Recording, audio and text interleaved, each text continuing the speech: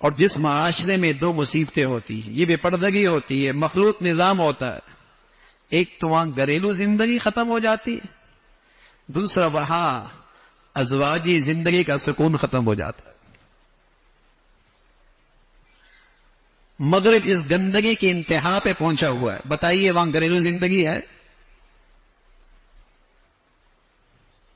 ہمارا ایک بچہ وہاں امریکہ پڑھنے کے لیے گیا، کہنے لگا میری کلاس میں 46 بچے تھے، ایک میں واحد تھا کہ جو میرے ماں باپ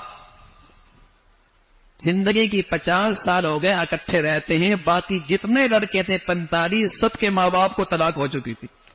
یہ ریشو ہے وہاں، یہ ریشو ہے وہاں۔ اور اسی طرح گندگی، حرام اولاد،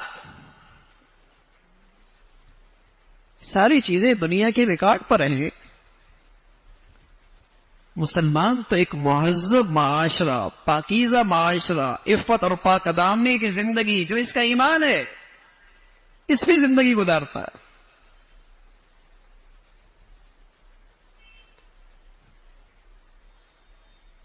تو دینی صحبت سے دوری کا نتیجہ یہ ہوتا ہے میرے عزیزوں کہ گناہ کا احساس بھی ختم ہو جاتا ہے، بلکہ گناہ اچھائی بن جاتی ہے۔ رسول کریم صلی اللہ علیہ وسلم فرمانے لگے کیف بکم، اس وقت تمہارا کیا حال ہوگا، اذ رأیتم المنکر المعروف والمعروف والمنکر، جب تمہارے نظروں میں برائی اچھائی بن جائے گی اور اچھائی برائی بن جائے گی۔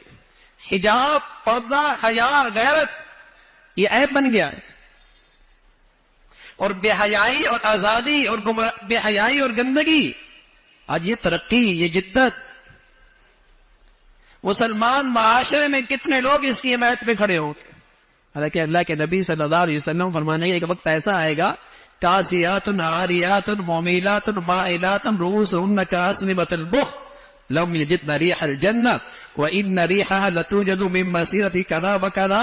ایک دن ایسی مخلوق گلی بازاروں میں، تعلیمی اداروں میں تمہیں نظر آئے گی، مارکیٹوں میں لباس پہنی ہوگی پھر بھی بے لباس ہوگی، کاسیات عاریات، لباس پہنی ہوں گی پھر بھی بے لباس ہوں گی۔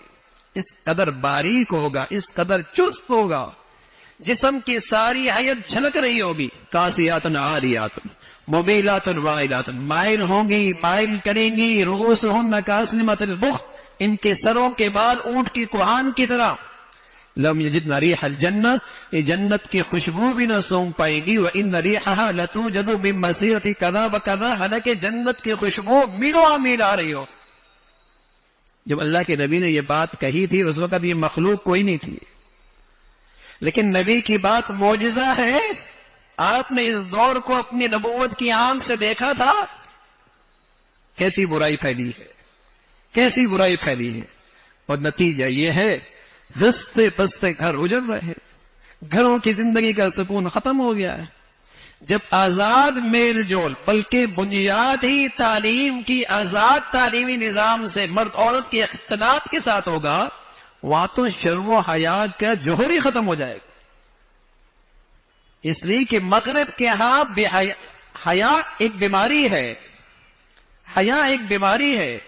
وہ چاہتے ہیں یہ جراثیم بچپن سے لے کر 55 تک کہیں آنے نہ پائے یہ بیماری، اور اسلام میں شرم و حیا ایک جوہر ہے۔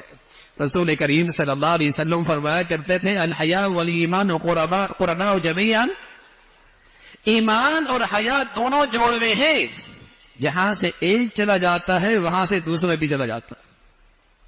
جہاں ایمان ہے وہاں شرم و حیا ہے، اور جہاں شرم و حیا نہیں وہاں ایمان بھی چلا جاتا ہے، دونوں ساتھ ساتھ چلتے۔ تو اللہ نے مرد کی ذمہ داری لگائی ہے، باہر کی ذمہ داریاں ہیں، عورت کا منصب ہے، گھر کو سنوارنا ہے، اولاد کی تربیت ہے، گھر کی پاکیزگی ہے، گھر میں تقوی کا ماحول ہے، یہ عورت کی ذمہ داری ہے۔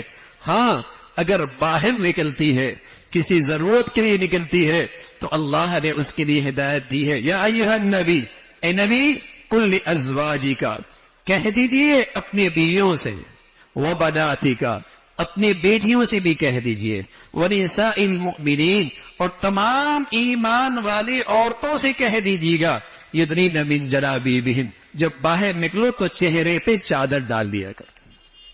تاکہ پہچانی جائے کہ یہ باندیاں نہیں ہیں، یہ آزاد عورتیں ہیں، ایمان والی ہیں، تاکہ یہ پہچان ہو جائے کہ یہ آزاد مسلمان عورتیں ہیں، باندیاں نہیں ہیں۔ باہر نکلنا ہے، ضرورت کے لیے نکلنا ہے تو حیا کی چادر کے ساتھ نکلنا ہے۔